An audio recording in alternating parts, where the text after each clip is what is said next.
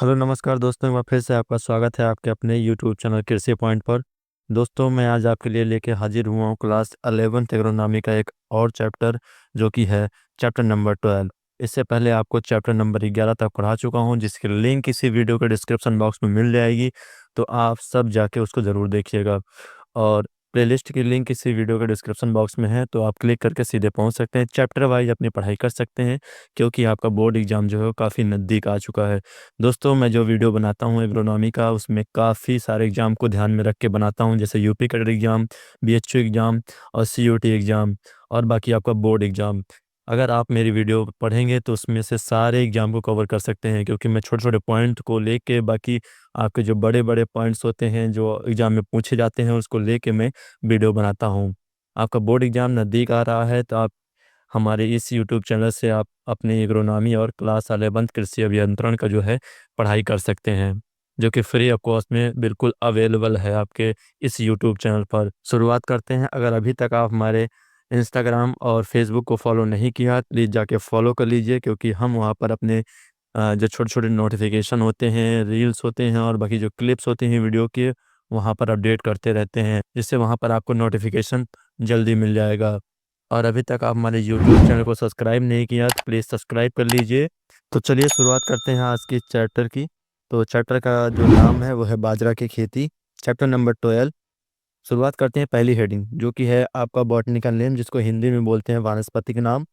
तो जो इसका वानस्पतिक नाम वो है पेनिसेटम ट्राइफोडीज, और जिसका कुल है यानी फैमिली वो है पोएसी। कार्बोहाइड्रेट जो होता है इसमें वो 78.9% पाया जाता है। प्रोटीन जो पाया जाता है इसमें वो 11.6% पाया जाता है। वसा, जिसको फैट बोलते हैं, 5.3% पाया जाता है। सेलुलोज, जो कि 2.6% पाया जाता है। अगली हेडिंग जो है क्षेत्रफल एवं उत्पादन केंद्र, इसको देखते हैं। हमारे प्रदेश में 9.8 मिलियन हेक्टेयर भूमि में बाजरा की खेती को की जाती है, जिसमें लगभग 6.8 मिलियन टन बाजरा पैदा हो जाता है। आगे देखते हैं, अगला जो पॉइंट है वो है इसकी खेती राजस्थान, महाराष्ट्र, गुजरात, उत्तर प्रदेश, हरियाणा और आंध्र प्रदेश में बड़े पैमाने पर होती है। आगे देखते हैं, राजस्थान की तो बाजरा सर्वाधिक महत्व की फसल है, जिसकी खेती राज्य की समस्त भूमि के लगभग 30% क्षेत्रफल में की जाती है। अन्य राज्यों के समान वहाँ भी, आगे देखते हैं दोस्तों अगले स्लाइड में, वहाँ फसल जून जुलाई के महीने में वर्षा हो जाने के उपरांत बोई जाती है।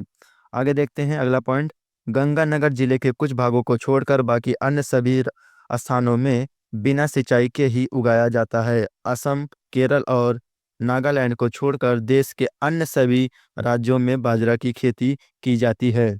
आगे देखते हैं दोस्तों, अगला जो पॉइंट है वो है उत्तर प्रदेश के आगरा मंडल में बाजरे की खेती सर्वाधिक क्षेत्रफल में होती है। उसके बाद क्रमशः अलीगढ़, एटा, इलाहाबाद, मथुरा, इटावा, मुरादाबाद और बुलंदशहर का नंबर आता है। आगे देखते हैं दोस्तों, और अधिक क्षेत्रफल में बाजरे की खेती करने वाले जो अन्य जिले हैं वो है मैनपुरी, कानपुर और मेरठ।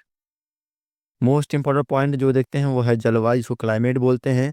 बाजरे के लिए उष्ण एवं कम वर्षा वाले क्षेत्र उपयुक्त रहते हैं। बाजरा प्रायः उन स्थानों पर अधिक बोया जाता है जहां 30 से 50 सेंटीमीटर वर्षा होती है। आगे देखते हैं, जिन स्थानों में हल्की वर्षा के उपरांत बाजरा की वृद्धि के समय तेज धूप पड़ती है, वहां बाजरे की फसल अच्छी होती है। अगला पॉइंट, हमारे देश में बाजरा खरीफ ऋतु में बोया जाता है। नेक्स्ट पॉइंट दोस्तों, बाजरे की फसल के लिए सबसे उपयुक्त तापक्रम 21 से 27 सेल्सियस होता है। भूमि देखते हैं, हल्की भूमि बलुई दोमट में बाजरा की सर्वोत्तम उपज होती है। आगे देखते हैं अगला पॉइंट, बलुई मृदा में बाजरा की खेती की जा सकती है। खेत की तैयारी देखते हैं दोस्तों। पहली जुताई मिट्टी प्लॉट हल से 15 सेंटीमीटर की गहराई करें। उसके बाद 2 से 3 जुताइयां हैरो या कल्टीवेटर से करके पाटा लगाकर खेत तैयार कर लें। दीमक व गोजिया कीट के नियंत्रण के लिए लिंडेन डस्ट 1.3% 25 किलोग्राम प्रति हेक्टेयर आखिरी जुताई के समय भूमि में मिला दें। आगे देखते हैं उन्नत प्रजातियां, अगली स्लाइड में देखते हैं। उन्नत प्रजातियों में सबसे पहले देखते हैं देसी प्रजातियां, इसको देखते हैं। नंबर 1 बाजरा आइसोलेटेड, और दूसरा जो है वो मैनपुर, तीसरा जो है बाबापुरी, और अगला जो है वो पूसा मोती। फिर अगला जो है बाजरा फतेह बाद 91। फिर उसके बाद देखते हैं बाजरा S 530। संकर जातियां देखते हैं। संकर जातियां में देखते हैं पूसा 323, NHB 5, PHB 14, अगला जो है HHB 60, KMH 451, HHB 68, BD 111, BD 116, PHB 47, MBH 110, HHB 117। दोस्तों जो HHB 117 है ये इस प्रकार की संकर किस्म है जिसका उपयोग आप दाने और चारे दोनों के लिए कर सकते हैं। आगे देखते हैं पूसा 23, MH 36, MH 171। संकुल जातियां देखते हैं तो composite Pusa 383, HC 14, WCC 75, PSB 8, MP 15, MP 19, राज 171। चारे के लिए देखते हैं जायंट बाजरा, उसके बाद है NB 3, NB 17, NB 21, NB 25, PSB 2, HB 3, HB 4। आगे देखते हैं खाद एवं उर्वरक। तो खाद और उर्वरक देखते हैं जो कि संकर जातियों के लिए पहले देखेंगे अगली स्लाइड में।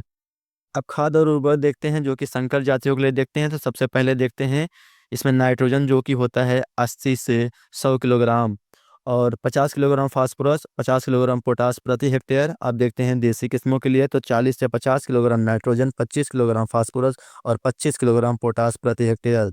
अब आगे देखते हैं इस खाद को कैसे खेत में अप्लाई करना है, यानी कैसे डालना है खेत में। तो देखते हैं नाइट्रोजन की आधी मात्रा तथा फास्फोरस व पोटास की पूरी मात्रा बुआई के समय। उसके बाद 1/4 नाइट्रोजन फसल की छटाई के बाद यानी 20 से 25 दिन बाद देंगे। फिर शेष जो 1/4 जो नाइट्रोजन बचेगा यानी 1/4 जो नाइट्रोजन बचेगा उसको फूल आने के समय देना चाहिए। आगे देखते हैं बोने का समय। देसी जाति की बुआई जुलाई का प्रथम पक्ष तथा संकर जाति की बुआई जुलाई के अंतिम सप्ताह में संपन्न कर लेनी चाहिए। पक्ष मतलब होता है जो पहला 15 दिन होता है, यानी 1 जुलाई से लेकर 15 जुलाई के बीच। आगे देखते हैं अगला पॉइंट जो है ज्यादातर बाजरे की बुआई वर्षा के विवरण के अनुसार 15 जुलाई से 15 अगस्त तक करते हैं। आगे देखते हैं अगली हेडिंग है बीज की मात्रा। इसको देखते हैं अनाज के लिए तो 4 से 5 किलोग्राम प्रति हेक्टेयर, चारा के लिए 10 से 12 किलोग्राम प्रति हेक्टेयर। चारे की मिलावा फसल, मिलावा मतलब होता है कि चारे के साथ और कौन सी फसल मिला सकते हैं अपने खेत में बोने के लिए। तो 2 लाइन बाजरा प्लस 1 लाइन लोबिया या ग्वार की। अब इसको कितना मात्रा देंगे तो 6 से 8 किलोग्राम बाजरा प्लस 12 से 15 किलोग्राम लोबिया मिला सकते हैं। अब आगे देखते हैं अगर आप नर्सरी डालते हैं बाजरा के लिए, अगर आपके पास 500 स्क्वायर मीटर का जो एरिया है उसमें आप कितना बीज डालेंगे। तो 500 स्क्वायर मीटर का अगर आपका खेत है तो उसमें आप 2.5 किलोग्राम जो है बीज नर्सरी के लिए प्रयोग कर सकते हैं। आगे देखते हैं तो अंतरण देखते हैं। अंतरण में देखते हैं 45 सेंटीमीटर की दूरी पर हल के पीछे 3 से 4 सेंटीमीटर गहरे कोण में बुआई करें। बाद में छटाई करके पौधों का अंतरण 45 इंटू 15 सेंटीमीटर कर दें, यानी 45 सेंटीमीटर लंबाई और 15 सेंटीमीटर चौड़ाई। आगे देखते हैं बाजरे की रोपाई करने पर पौध 20 से 25 दिन पुराना 15 सेंटीमीटर ऊंची 45 इंटू 15 सेंटीमीटर की दूरी पर लगानी चाहिए। आगे देखते हैं सिंचाई। वर्षा न होने पर 1 से 2 सिंचाई आवश्यकता अनुसार करनी चाहिए। आगे देखते हैं अगली जो हेडिंग है वो मोस्ट इंपॉर्टेंट है जो कि है खरपतवार नियंत्रण। इसको देखते हैं तो बुआई के 20 से 25 दिन बाद निराई गुड़ाई करके खरपतवारों को नष्ट कर देना चाहिए। पौधों की छटनी करके पौध से पौध की दूरी जो होती है वो 10 से 15 सेंटीमीटर कर दें। खुरपी द्वारा निराई करने के बाद देसी हल या कल्टीवेटर द्वारा पंक्तियों के बीच उथली जुताई करने से बाजरा को बहुत अधिक लाभ मिलता है। उथली जुताई का मतलब होता है दोस्तों जो ऊपर ऊपर जुताई की जाती है, हल्का हल्का फाल लगा के जो जुताई करते हैं उसको उथली जुताई बोलते हैं। आगे देखते हैं एट्राजीन 1 किलोग्राम सक्रिय तत्व प्रति हेक्टेयर 600 लीटर पानी में मिलाकर अंकुरण के पूर्व प्रयोग करने से खरपतवार नष्ट हो जाते हैं। आगे देखते हैं अगली हेडिंग जो कि है कीट की रोकथाम। तो पहला जो कीट है वो है आपका दीमक। इसको देखते हैं। इसके रोकथाम के लिए खेत में बुआई के समय 5% एंड्रिन या लिंडेन 25 किलोग्राम प्रति हेक्टेयर की दर से कूड़ों में डालना चाहिए। आगे देखते हैं तना मक्खी। इसको देखते हैं अगला जो कीट है। यह कीड़ा पौधों को प्रारंभिक अवस्था में काट देता है जिससे पौधे सूख जाते हैं या उनकी बढ़वार रुक जाती है। आगे देखते हैं बढ़वार रुक जाती है। इसके रोकथाम के लिए 15 किलोग्राम थीमेट ग्रेनुलसल प्रति हेक्टेयर की दर से बुआई के समय कूड़ों में प्रयोग करें। आगे देखते हैं तनावेदक।